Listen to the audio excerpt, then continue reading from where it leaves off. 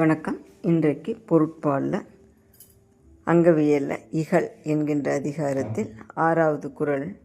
இகலின் Michael இனிது என்பவன் வாழ்க்கை தவளும் கெடலும் நனித்து. இகலின் மிகல் இனிது என்பவன் வாழ்க்கை தவளும் கெடலும் நனித்து. இந்த குறளில் பாருங்கள், இகழ் பற்றி சொல்லிகிட்டே வந்தார். இகழ் இல்லாதனால வர பெருமை சொல்லிட்டு வந்தார்.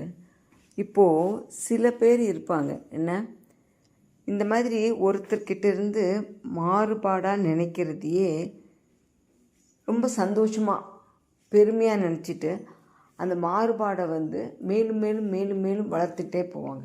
இப்போ ஒருத்தர்கிட்ட இன்னொருத்தர் மாறுபாடு அதிகமாக என்ன வரும்? பகை வரும். பகை வந்தால் சண்டை வரும். சண்டை இல்லைங்களா? அப்போது இவனுக்கு அந்த சண்டை போடுறது பிடிச்சிருக்கு.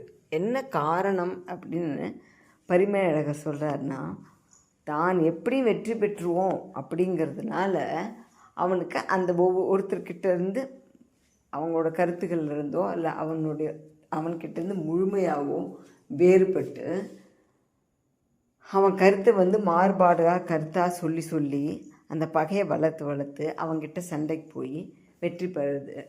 அப்படிங்கிறதுனால அவன் அதை விரும்புவானான். எதை? இகழ் மிகல் இனிது என்பவன் வாழ்க்கை. அதாவது அப்படி மாறுபாடாக இருக்கிறது ரொம்ப நல்லது, ரொம்ப நல்ல விஷயம் அப்படின்னு நினைக்கிறவனோட வாழ்க்கை எப்படி ஆகும்னு சொல்கிறாரு பாருங்க. தவளும் கெடலும் நனித்து. நனித்துனா ரொம்ப சீக்கிரம், அருகில், கூடிய சீக்கிரம், அந்த மாதிரி பொருள். தவள் அப்படின்றதுனா பொருட்சேதம், கெடுதல் அப்படின்னா உயிர் சேதம். அவ்வளோதான் அது. அதாவது இந்த மாறுபாடான எண்ணத்தை கொண்டு பகையை வளர்த்துக்கிட்டே போடுறதுனால என்னாகும்?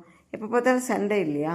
அப்போ அந்த சண்டை போட்டு இருக்கிற பணம் எல்லாம் கையை விட்டு போயிடும். பொருள் எல்லாம் போய் வறுமையில் வாடுறது ஒன்று. அப்படி வறுமையில் வாடி கடைசியில் என்னாகும்? அவனோட உயிரே போயிடும். ஏன்னா சுற்றி எல்லார்கிட்டேயும் பகை, எல்லார்கிட்டேயும் சண்டை அப்படின்னா இன்றைக்கெலாம் ஒரே ஒரு சண்டை அதுக்காக கோர்ட்டு அப்படின்னு போனாலே நம்மக்கிட்ட இருக்க பணம் முழுசும் போச்சு. அவ்வளோதான். அப்புறம் வறுமையில் வாட வேண்டியது தான். அதுக்கு ஏதோ நம்ம அண்ணா தம்பிக்குள்ளே கொஞ்சம் ஒருத்தருக்கு ஒருத்தர் விட்டு கொடுத்துட்டு, ஏதோ உனக்கு கொஞ்சம் அதிகமாக வேணுமா, சரி போ, நம்ம தம்பி தானே, நம்ம அண்ணா தானே, எடுத்துகிட்டு போட்டும் அப்படின்ற மனசோடு விட்டு கொடுத்துருந்தோம்னா அந்த கொஞ்சம் நம்ம அண்ணா தம்பிகிட்ட இருக்கும், நம்மளுக்கு அந்த உறவும் கிடச்சிருக்கும்.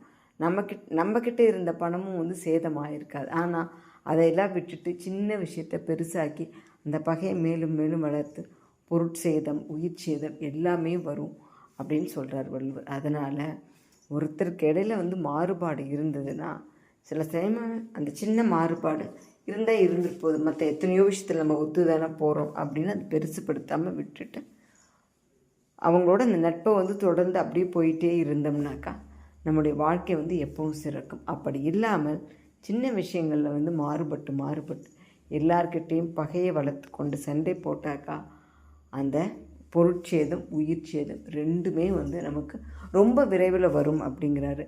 இங்கே அந்த நனித்து அப்படிங்கிறத தவளும் நனித்து கெடலும் நனித்து அப்படின்னு எடுத்துக்கணும்.